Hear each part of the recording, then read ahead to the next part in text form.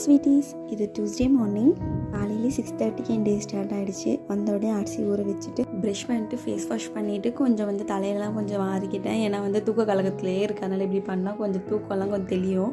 சரி, வந்த உடனே கொஞ்சம் எப்போவுமே தண்ணி குடிக்கிற பழக்கம் இருக்கிறதுனால தண்ணி குடிச்சிட்டு அப்புறம் சைட்லேயே ஒலை கொதிச்சு அரிசி போட்டேன். இன்றைக்கி காரக்குழம்பு செய்யலான்னு ஒரு ஐடியா இருந்தது.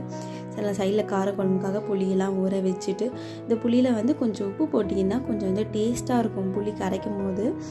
இப்போ காரக்குழம்பு செய்கிறதுக்காக எல்லாம் தாளிச்சிட்டு இருக்கேன். என் மிகப்பெரிய டாஸ்க்கே என் பொண்ணை எழுப்புறது தான். எல்லாத்தையும் செஞ்சு முடிச்சுட்டு அதுக்கப்புறம் என் பொண்ணை எழுப்ப போகணும். அதனால் எல்லாத்தையும் ஃபஸ்ட்டு செஞ்சுருவேன். ஸ்கூல் கிளம்பு.